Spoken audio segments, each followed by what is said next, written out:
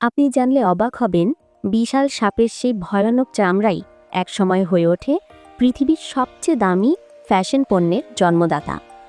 এই চামড়া শুধু কোনো প্রাণীর অংশ নয়, এটা বিলাসিতা, নকশা আর মানুষের বছরের পর বছরের দক্ষতার একটা গভীর গল্প। এশিয়ার কয়েকটি দেশ, ইন্দোনেশিয়া, থাইল্যান্ড, ভিয়েতনাম আর মালয়েশিয়া এই শিল্পকে এমনভাবে গড়ে তুলেছে যে আজ সেটা এক বিশাল ইন্ডাস্ট্রি। প্রতিদিন শত শত পাইথন, কোবরা আর ওয়াটার স্নেক সংগ্রহ করা হয়। কিছু আসে জঙ্গল থেকে, আর কিছু বিশেষ খামারে পালিত হয় শুধু চামড়ার জন্য। ফ্যাক্টরির বড় কাঠের টেবিলগুলোতে সারি সারি সাপ সাজানো থাকে। প্রশিক্ষিত কর্মীরা নিঃশব্দে কাজ করে, কারণ একটা সামান্য ভুলই হতে পারে মারাত্মক। সাপকে মেরে ফেলার পর তারা সূক্ষ্ম ব্লেড দিয়ে এমনভাবে চামড়া আলাদা করে যে কোথাও একটুকু দাগ না পড়ে। সামান্য ফাটল পেলেই পুরো চামড়া বাতিল, তাই প্রতিটি কাঠ খুব হিসেব করে করতে হয়। চামড়া আলাদা করার পরই সেটা ডুবিয়ে রাখা হয় বিশেষ রাসায়নিক মিশ্রণে। এতে রক্ত, চর্বি আর ময়লা পরিষ্কার হয়ে যায়। এর পরের ধাপে চামড়াগুলো টেনে পেতে দেওয়া হয় শুকানোর জন্য। তখন চামড়ার রং দেখলে মনে হবে সাদা ধূসর একটা পাতলা শীট। কোথাও বাতাসে শুকানো হয়, কোথাও আবার বিশাল ড্রাইং টানেলে নির্দিষ্ট তাপমাত্রায় ঘন্টার পর ঘন্টা।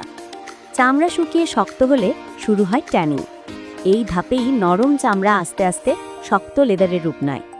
12 থেকে 24 ঘন্টা রাসায়নিক দ্রবণে ভিজে থাকার পর রোলারের নিচে দিয়ে অতিরিক্ত পানি বের করে নেওয়া হয়। তারপর প্রতিটি চামড়া আলোয় ধরে দেখা হয় কোথাও দাগ আছে কিনা, স্কেলের নকশা ঠিক আছে কিনা। এখানেই ঠিক হয়ে যায় কোন চামড়া যাবে বিলাসবহুল ব্র্যান্ডে আর কোনটা সাধারণ পণ্যে। এবার শুরু হয় ডিজাইনের ধাপ। স্কেলের সৌন্দর্য দেখে দেখে কাটার কাজ করা হয়। অভিজ্ঞ কর্মীরা এক নজরে বুঝে ফেলেন কোন অংশটা ব্যাগের সামনে যাবে। প্রতিটি টুকরোতে নাম্বার কোড বসানো হয় যাতে ভুল না হয়। এরপর আসে সবচেয়ে সূক্ষ্ম ধাপ, রং ও ফিনিশিং। প্রতিটি চামড়া আলাদা ট্যাঙ্কে ভিজিয়ে রাখা হয় বিশেষ রং আর তেলে। তারপর ধীরে ধীরে শুকানো হয় যাতে স্কেলের প্রাকৃতিক নকশা নষ্ট না হয়। শুকানোর পরে এগুলো পরিচিত হয় ফিনিশ লেদার নামে, যেখান থেকে গড়ে ওঠে ব্যাগ, জুতো, belt, money bag. Gucci, Prada, Hermes, Louis Vuitton এইসব ব্র্যান্ডগুলো নির্দিষ্ট অর্ডার পাঠায়। তারা জানিয়ে দেয় স্কেল কেমন হবে, কোন অংশ ব্যাগের মুখে থাকবে। একটা ব্যাগ তৈরি করতে 3 থেকে 4টি সাপের চামড়া লাগে, সম্পূর্ণ মিলিয়ে কাটা। তারপর শুরু হয় হাতের সূক্ষ্ম সেলাই।